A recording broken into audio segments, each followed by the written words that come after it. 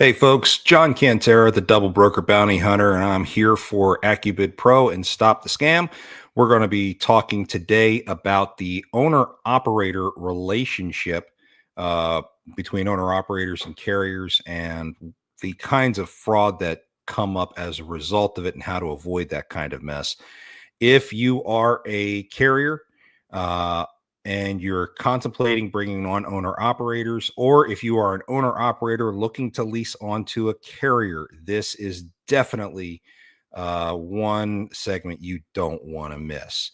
So hang out and grab a drink, chill for a few minutes, and we'll get this thing rolling. In the meantime, we want to make sure you know that if you are in this business, whether you're a veteran or you're new, you best manage your costs, because managing your costs is the only way you're going to survive, especially in a down market like we're in now. And the best way to manage those costs Tired of is spending by hours AccuBid bidding Pro. on loads and second-guessing your profits?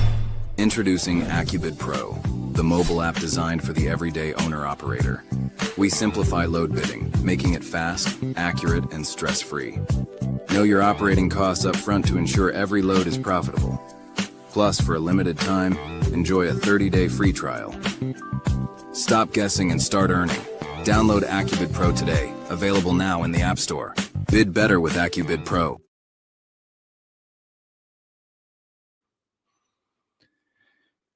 So thanks to AccuBid Pro, again, you get 30 days free if you download AccuBid Pro and subscribe. With that being said, let's go ahead and get into part 9, talking about the owner-operator relationship, because guys, let me tell you something. In the work that I do every day, I see this as being one of the biggest challenges in this industry. And what makes it a challenge is a lack of education. A lot of owner operators and carriers learn the industry from what I call YouTube University. And trust me, the irony is not lost on me here. But they get bad information. And a lot of times they have to pay for that bad information. Well, this is information you're not paying for. So let's go ahead and break it down. First off, don't mix up what's an owner operator and a carrier. They're two different entities. Okay. An owner operator are independent truck drivers who own their own equipment, but they don't operate under their own authority. And even if they do have their own authority, they're just not running under it at that time. And there's a variety of reasons as to why an owner operator may do that. But basically, owner operators are truckers who lease their equipment and their labor onto a carrier. And a carrier, of course, is the entity that maintains the authority. They may have their own company trucks, or they may have a mix of company trucks and owner operators. But there is a distinct difference between owner operator and carrier. So be careful that you don't confuse the two. Now, owner operators are typically recruited by carriers through a variety of methods. And this is where some of the first red flags start to show up if you are in the market looking for a carrier to lease onto. You check social media, there's flyers at truck stops and all that good stuff, including postings on job sites looking for owner operators. But you have to pay attention to what it is that they're offering. Are they making pie in the sky type offers to try to attract people? That's kind of a issue. I don't like seeing when carriers are guaranteeing revenue throughout the week, because no one can guarantee a truck to make a certain amount of revenue through the week. It's not happening. I also don't like seeing basically promises that carriers just can't keep. So be careful when you're looking at these ads and they're boasting these high revenue numbers, having high paying loads and all this stuff. Guys, it doesn't exist. Something could be fishy going on. So pay close attention. And now, why would someone even want to be an OO? Being an owner operator does alleviate an owner operator of having to do certain things. Like, there's a bunch of regulatory BS that goes with being a carrier and maintaining your own authority. You got to deal with IFTA. You need to deal with insurance, filings, UCR. everything you could possibly imagine. Well, the carrier is responsible for doing that. The person who has the authority is responsible for dealing with that stuff.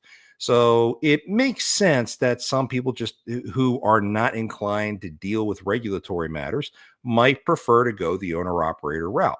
Okay, fair enough. I can accept that. Um, the real problem, though, is that you lose your independence once you sign that lease. It's like joining the military.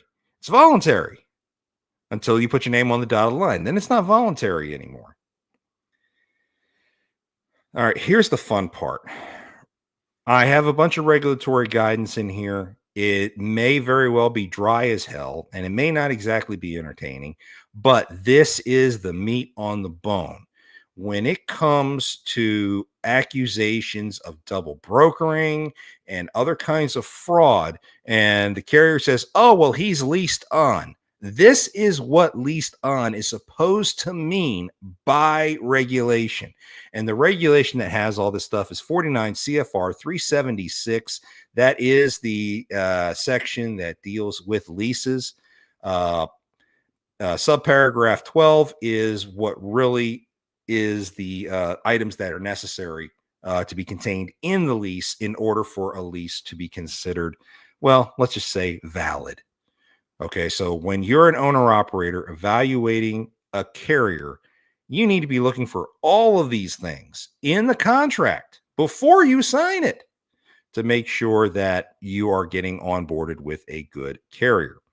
First and foremost, in a lease, leased environment, the equipment is under control of the carrier. It is exclusive possession. That means that the owner operator cannot do work independently, independent of the carrier. The owner operator cannot sublease the equipment to somebody else while they're leased onto the carrier. The carrier, however, can sublease, but that's something that can be addressed in a contract later. It is exclusive. You cannot run for anyone other than the carrier who you are leased onto. Compensation is something that's going to be documented throughout the contract. Compensation formats are percentage of gross, rate per mile, or a variable rate. And you need to dig into the regulation and get the full definition of each of those different types of things. Most of the time, we see a percentage of gross. That is what most people do, and that is perfectly fine. But it must be spelled out in the contract. The items that are part of the lease have to be spelled out in the contract as well. Responsibility for markings at the start and at the end of the lease. You know, if you had your own authority before you signed on to somebody else, you know, this contract will specify you need to remove your old authority markings. And at the conclusion of the lease, the contract should specify that the carrier is going to be responsible for removing the carrier's information from the side of the truck at the end of the lease. So, I mean, these details need to be spelled out. There needs to be a receipt for the equipment. Now, granted, a receipt is not a requirement under federal law, but it is absolutely recommended because what you want on that receipt is you want to have the VIN numbers and the date and time that the equipment is transferred over to the carrier.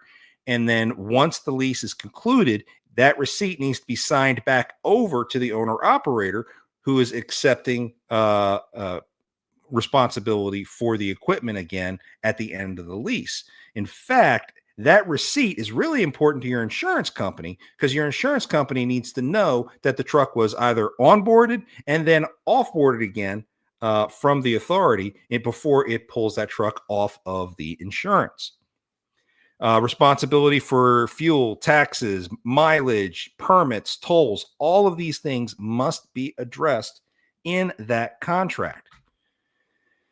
And mind you, this list is not all inclusive. Okay. Seriously, if you have any questions, refer back to this regulation because that is the guidance that everyone is using. Payment. It is required for a carrier to pay the owner operator within 15 days in receipt of the documentation for the load. That is presumably the BOL and any other documents needed in order for the carrier to get paid on the load. So 15 days is the minimum requirement in order to make sure that the owner operators are paid. You can pay sooner, absolutely, but you can't pay later. At the termination of a lease, there have to be conditions identified in the contract where a carrier can withhold funds from an owner operator. Those stipulations must be clearly identified in the contract. And the carrier cannot place a time limit on the documents that the lessor or the owner operator is going to turn in. So when from time to time, you have brokers insisting that they get the POD within 24 hours of delivery, within 72 hours of delivery, or whatever. The broker can require that, but the carrier cannot legally require that of the owner operator. Just throwing that out there. I think it's a crazy reg, but it is in the reg. As far as freight documents go, the carrier must provide the lessor with a copy of the freight bill.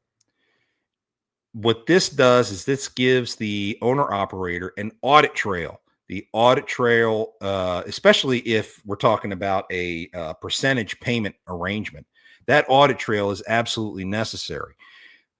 So unedited documents, unedited rate confirmations must be available to be provided to the owner operators so that they can verify how much money they are earning.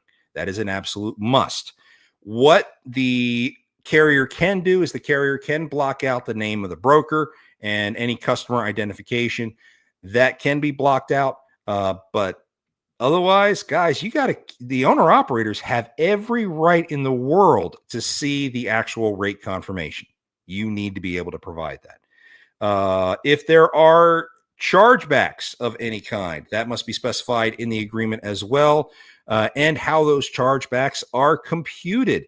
So if there's a chargeback, let's say for, I don't know, if there's a chargeback on maintenance items, if the carrier ponies up for maintenance at the start, but the owner operator is supposed to pay the carrier back, that has to be spelled out. How that's calculated has to be spelled out.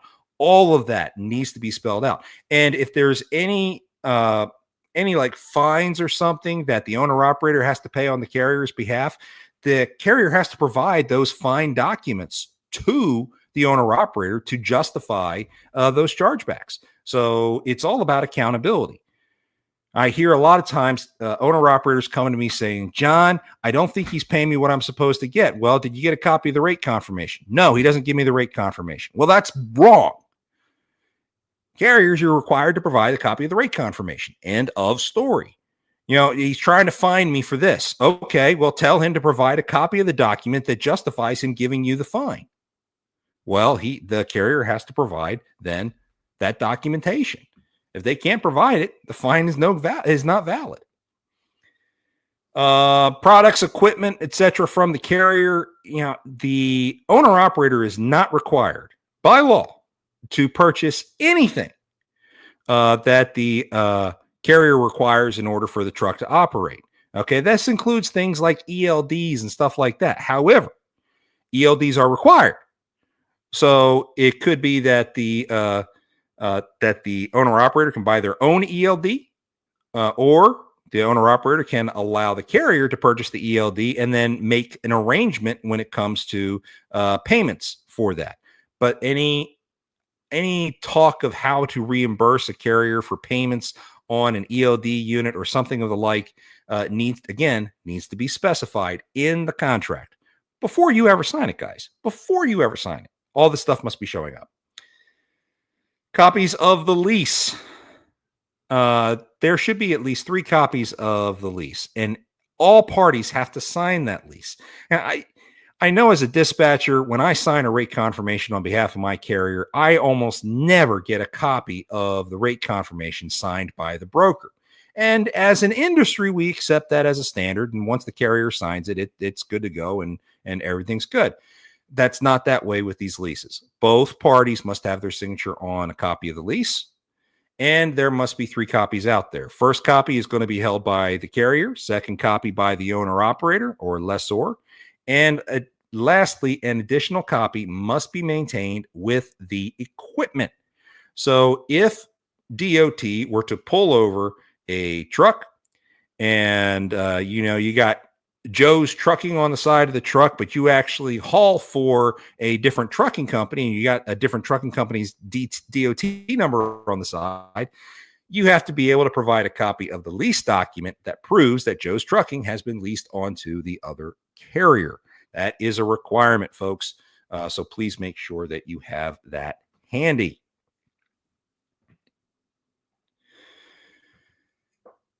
Escrow. I know this isn't exactly the sequence with the regulation, but I've put these last 2 topics in here last because they're probably some of the most difficult for people to understand. Escrow accounts are not required. However, there are often opportunities where carriers offer an escrow or maintain an escrow account for a carrier to deal with certain issues, such as an emergency maintenance situation. In an emergency maintenance situation, you may not exactly have the money, and my God, this is why I love doing live stuff. Clearly, Amazon is making a delivery right now.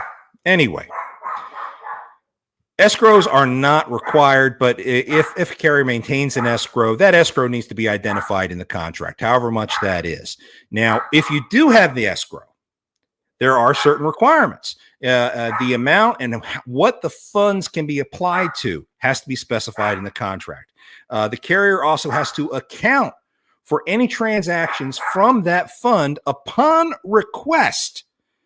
Okay, the carrier also has to pay interest on that fund. And that interest, it's a funky formula, okay? But there is a requirement for the interest. The interest is determined on the date that the interest period begins. The interest period is at least quarterly. So at least every 91 days, you're going to sit there and go over the whole escrow issue. And that interest is going to be determined by the average yield of 91-day or 13-week treasury bills. That is the minimum interest that must be paid out to the owner-operator on the escrow account. Ah, don't you love it? I'm willing to bet 95% of the people here who bring on owner operators who use escrow, who have an escrow account for emergencies, etc., are not even thinking about that interest. Well, owner operators, think about the interest. The escrow must be returned within 45 days of contract termination. So, of course, there may be some deductions that are in there, but those deductions, anything that you can deduct for on a final payout, needs to be specified again in the freaking contract. You got to love all these little regulations. But, not following these regulations can allow an owner-operator to sue the carrier, regardless of what your contract says. So have fun with that, guys. Okay, here's the last one, insurance. This is probably the most important one because a lot of people get this wrong, okay? The carrier is responsible for all coverages required under 49 U.S. Code 13906. That's the basic coverages. Typically, we're talking about vehicle liability and cargo. It must be carried by the carrier. End of story. So if you're booking loads and the owner operator is the one going to be hauling the load, that VIN number needs to be on that carrier's insurance policy, and it must be covering the liability and the cargo. Now, when it comes to additional coverages like bobtail, that is something that can be discussed in the contract as to whether or not the carrier is going to provide that. And if the carrier is going to provide it and charge the owner operator for that, then that needs to be specified in the lease as well. How that chargeback is done, usually it's charged on a weekly basis as part of the settlement, but that must be specified in the contract. Okay, so carriers, if you use the blanket contract, standard boilerplate stuff for every single owner operator you have, there's probably going to be an issue because not everyone is going to agree to the exact same things. So you should probably have an individual contract for each individual owner operator you work with, unless you're one of the big guys and you've got lots of attorneys who already put all this stuff together for you. Now, what owner operators really need to know is to vet a carrier very carefully before signing anything. Don't even move your truck until you have vetted the carrier and until you've signed a contract. Okay, so now vetting a carrier, you got to do a deep dive on the guy. There are a lot of very bad actors who are hiring owner operators to exploit them. They are everywhere. So you must do your due diligence. Check out reviews and the reputation of the carrier you're signing on to. Just plug their MC number into Google and look and see what comes up. See what kind of rumors and stories are popping up on Reddit or Facebook, etc.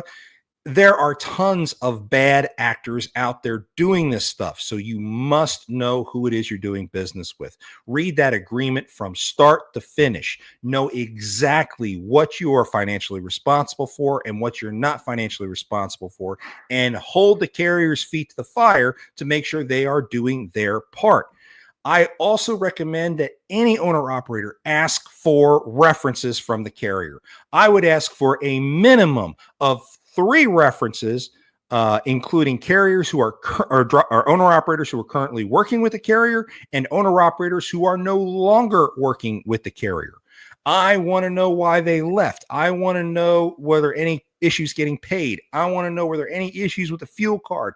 I want to know whether any problems, any red flags that the owner operator needs to consider before signing that contract.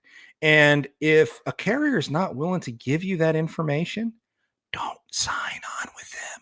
They probably suck. Just saying.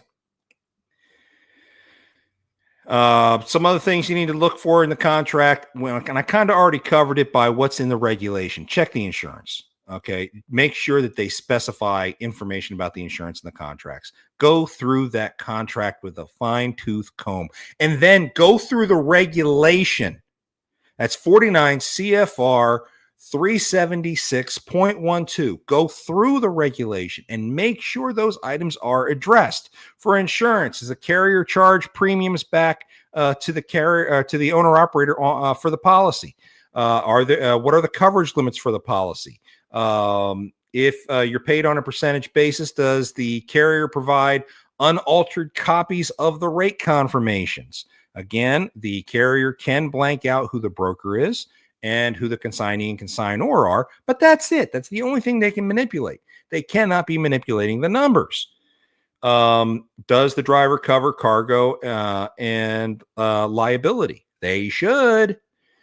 Is the carrier listed as additionally insured on COIs for coverages that are responsible to the owner operator?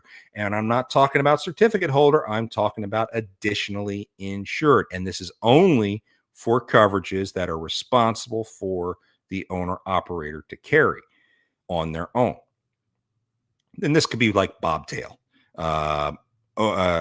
omissions and errors, things like that.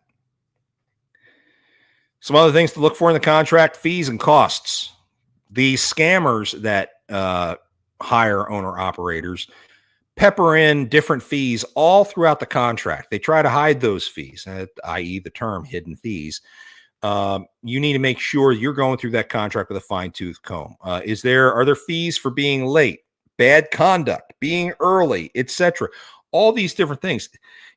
Brokers charge fees for all kinds of things. So how is that addressed if you're the owner operator, you wind up late, the carrier gets fined $200? How's that dealt with? That needs to be specified. Startup costs, getting the ELDs and the fuel cards, labeling and all that stuff.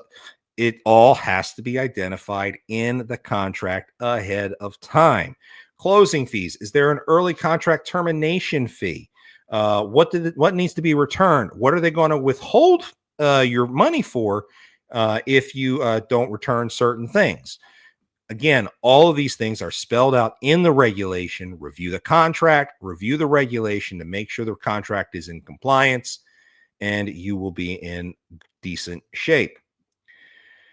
The carrier is definitely going to do due diligence on the owner operator, and the carrier typically does that through the development of the driver qualification file. And this is not an all-inclusive list of what's in it, but the driver qualification file usually includes a copy of the driver's license, the driver's MVR. Oh, and speaking of driver's licenses, folks, as of yesterday, okay, that would be May 7th of 2025, as of yesterday, if you are hauling a government load, military, U.S. government, whatever, you must have a real ID tag on your driver's license. Okay, that is an absolute must. If you don't have that, make sure you make an appointment with your local DMV to get that done the next time you are home. The pre-employment drug screen is also required to be kept in the driver qualification file. Any random testing records, as well as consortium info for your drug screening consortium. Info on the equipment must also be in there. Any credentials that a driver has, including a TSA certificate or a TWIC card, copies of those need to be in your driver qualification file. And absolutely a criminal background check must also be in that file. And the reason owner operators that carriers are going to want to do a background check is because, get this, guys, if you're doing a military load, you're doing a government load, you may have to be required to have a clean background. Guys, you can't make this shit up.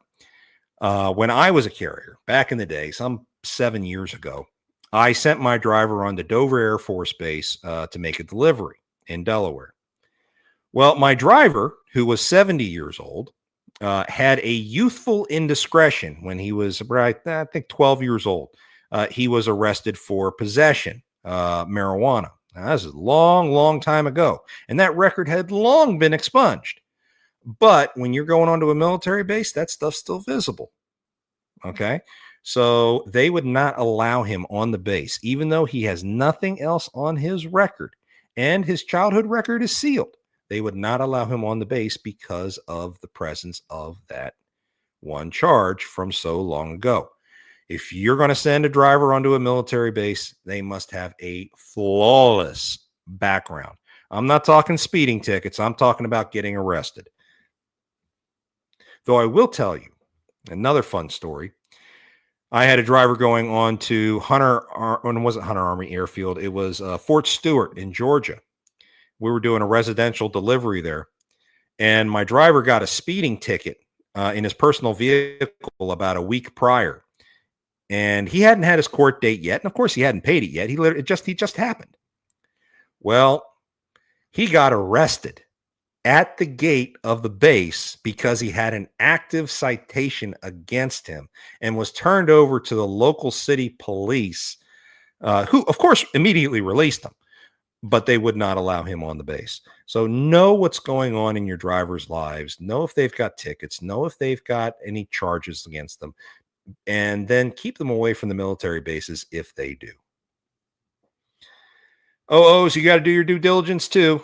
Again, screen the hell out of that MC number. Check Safer. Check the internet. Talk to broker friends to check vetting tools.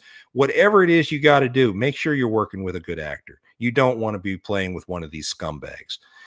Check Google, DAT, Truck Stop. Do a search in social media. All that fun stuff. And again, please get references. It definitely helps. Cautionary tale time, and the reason why I put this part as part of this series, I've been chasing after this one particular carrier now for a little over a year. This scumbag that I know of so far has swindled at least 60, that's 60 drivers that he has hired onto his authority. These are owner operators. He has either not given them a contract, he has not paid them, When they start complaining about not getting paid, he has cut off their fuel cards and left them stranded. They do poor communications. And then when the driver says, hey, you know what? I do not have to live like this. To hell with you. I am leaving. Then the owner operator says, oh, well, hell, in my contract, I got a $6,000 cancellation fee. So any money I do owe you, I don't owe you anymore. Thank you very much. Have a nice day. This guy has done this that we know of at least 60 times, 60 times. FMCSA is aware of it. DOJ is aware of it. We're trying to coordinate between the two to press charges against the carrier, but that is something that is taking a very long time to deal with. Make sure you are working with reputable people. And at the very least, get face-to-face before you sign the contract. Get to know the person. Shake their hand. Know who it is you're working with, because you don't need to be swindled by a bad carrier. Next week, we're going to be talking about reputation management. That kind of falls into highway, carrier 411, reviews, all that happy fun stuff. So if you've got issues when it comes to that, you're definitely going to want to pay attention to what we do next week. We're shooting for 10 a.m. again on Thursday. Stay tuned. And on our social media, you will see when the alerts pop up for when we plan to go live with those. If you need anything, you can always reach me, the Double Broker Bounty Hunter, at jcantera@vigilanttransport.com. If you can't remember that, jcantera@doublebrokerbountyhunter.com or jcantera@stopthescampodcast.com. Any of those emails will get to me, and I'll be happy to help you in any way that I can. Please also take a look at my website. My website can tell you all the different things that I can do to help you or point you towards resources that can help you in the future. Also, if please pay attention to social media under the hashtag Freight Fraud Task Force. This is standing up in the next couple of weeks, and additional resources are going to be available to help brokers and carriers who wind up in fraud situations through the Freight Fraud Task Force. Just a general housekeeping reminder. Our main show, Stop the Scam, airs live Mondays, 1 p.m. Central on all the Lounge Media Group social media outlets. Please be sure to like and subscribe so that you can stay on top of the latest. Folks, it's a tough world out there. Next week is a blitz week. The focus is tires and hours of service. Pay attention to that. Take care of yourself, stay safe, and whatever you do, don't let scammers take you for a ride. We'll catch you next week.